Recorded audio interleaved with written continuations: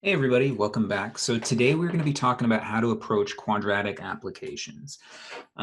Before we get into this though, recall a couple of things. So if we have a quadratic equation, and notice I've listed both forms here, or two forms of our quadratic equation. Remember that A tells us whether our parabola is upward or downward. The vertex, h comma k, which is given by the vertex form of the quadratic equation. Again, remember this is the tip of our parabola and it either represents a maximum, okay, so maximum when we have a frowny face because it's at the top of the graph, or it represents a minimum. Okay? And in a lot of quadratic applications, sometimes you're asked to find the max or the min. Keep this in mind. When you're dealing with a parabola, you either have a maximum in the frowny face case or a minimum in the smiley face case. And then lastly, remember that zeros are where the function is 0, okay? The x values, the inputs that we need to plug in to get 0 out. Now, one thing that you're going to notice with applications, and we're going to see applications sporadically throughout the semester, is that applications a lot of times comes with some kind of word problem. So I listed some word problem strategies that I recommend you do whenever you're trying to solve a word problem. First, read the whole problem carefully, okay? 2, annotate or highlight key facts that you see, okay? So use those reading strategies. 3, identify or assign variables and explain what they mean. And then I'm going to put here also as needed. Sometimes everything is defined for you, but sometimes you might have to take whatever you're given and interpret it in mathematical terms. And then lastly, and this is a really key step, identify what the problem is actually asking for, and then keep in mind the things we've done in class and try to connect whatever you're trying to solve for back to things that we've done in class, because all applications deal with things that we've done. That's why we build up all these problem-solving strategies and everything in class, is to tackle these application problems. So today we're going to go over one example. We're going to keep this video kind of short. That highlights, again, how a mathematician would approach solving an application problem. Okay, give you guys a little bit of experience in this. All right, so 1, the height of a small rocket has height h of t equal to minus 16t squared plus 128t. Okay, so notice we do have a quadratic equation. The highest power is 2. And remember, since it's minus 16, we know that this is a downward facing parabola. And we could identify zeros in the vertex, but maybe we don't need that. Let's keep going. Okay, the height of a small rocket has height h of t equal to this, where t is in seconds. Okay, so our units for time here are seconds. When does the rocket hit the ground? I'm going to change colors here. When does the rocket hit the ground? What is the maximum height of the rocket? And here I'm actually going to highlight maximum here in a different color. Ooh, let's not do blue. Let's do pink or purple, whatever you want to call that color. What is the maximum height of the rocket? And how high is the rocket after 6 seconds? Okay, so we have 3 questions in one here. Okay, when does the rocket hit the ground? What is the maximum height of the rocket? And how high is the rocket after 6 seconds? All right, so let's tackle that first problem. When does the rocket hit the ground? So I'll call this part A. When does it hit the ground? Now, what does that mean? What are we looking for? Notice that we're looking for a time. We're looking for a t, because we're trying to figure out when does it hit the ground. So we're looking for a t.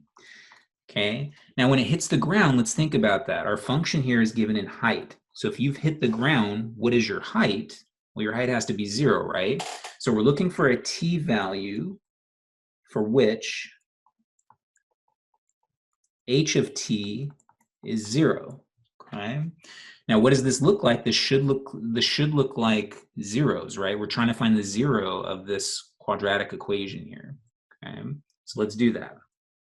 So how do you find zeros? We take our quadratic equation, and we're going to set it equal to 0. Okay. And now I'm pretty sure this factors, because notice we have two terms here. Both of them have a t, so we can automatically factor out a t, but I think we can also factor out a minus 16 as well. So I'm going to do that, minus 16t. I'm going to factor that whole thing out. Now what's left? So we get a t plus, whoops, no, not plus, because we're factoring out a negative 16t, so it's t minus. Now let's see, 16 goes into 128 how many times? Let's see. 8 times, right? Let's see. 8 times 16 is 80 plus 48, and that's 128. Perfect. Okay.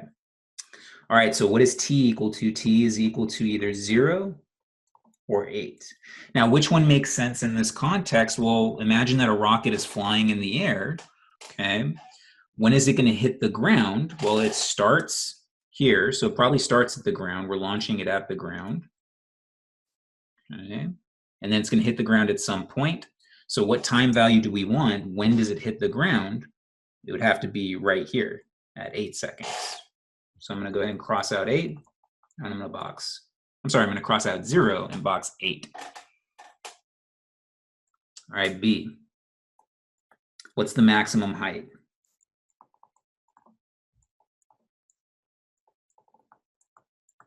Okay. So again, we're dealing with a downward facing parabola like we have up here in the upper right. Okay, and what would the maximum height be? That would be represented by the vertex. Okay, so remember, this is our function, 16t squared plus 128t. Yeah. Okay, and so we're going to find the vertex to figure out the maximum height. Okay, so remember, the vertex is given by the formula negative b over 2a, comma, f of negative b over 2a. Okay, so this is, let's see, so let's do some scratch work. Negative b over 2a in this case is negative 128 over 2 times 16, which is 32. And negative 128 over 32. Oh, whoa, I missed a minus sign there. There should be a minus sign with our 16. Remember, whenever you're doing complex arithmetic, always check your steps. So the minus signs cancel out there. All right, now 128 over 32 should be 4. Let me double check that. Let's see, 4 times 2 is 8. 4 times 30 is 120. 120 plus 8 is 128. Cool. All right, so our x coordinate is 4. Now remember, this is representing time, okay, because that's our x coordinate in this case. And that's not what we want in this case. We want the maximum height. So we have to really figure out our y coordinate here.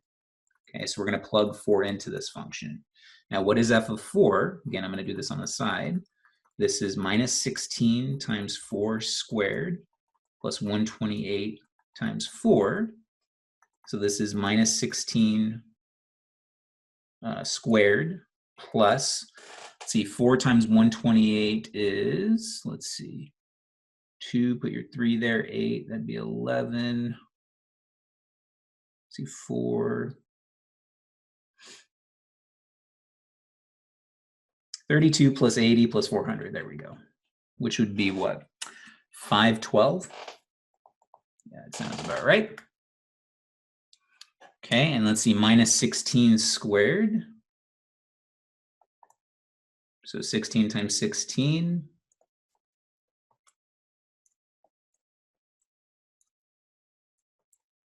is 256.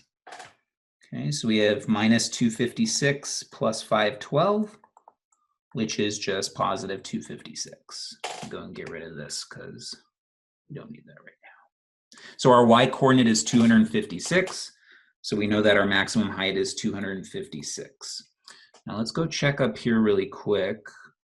I don't remember if the height had a unit attached to it. And actually what we're gonna do, I'm assuming this is feet because we're talking about a small rocket, right? So this probably isn't meters or anything too big there. So we're gonna assume that the units are feet here. And we're gonna call this 256 feet. So that would be our maximum height in this case. Again, the y coordinate of our vertex. Now keep in mind our word problem should have units here, and I'm pretty sure this should have been feet. So we're gonna assume that. All right, our last problem. What's the height at 6 seconds? Height at 6 seconds. So to find the height at 6 seconds, all we have to do is plug 6 into our height function. So we'll get minus 16 times 6 squared plus 128 times 6. Let's see, 128 times 6 is 768. Plus, let's see, 16 times 36 is 576. So then minus 576 plus 768 is 192 feet. All right, and we finished our application problem. So again, when you're doing application problems, remember, read your word problem carefully, highlight anything, annotate anything that you think is important, assign variables when needed, and then figure out what the question is asking. And then when you're figuring out what the question is asking, connect it back to things that we've done in class. Because again, any of these application problems are going to be some kind of derivative of what we've done in class already.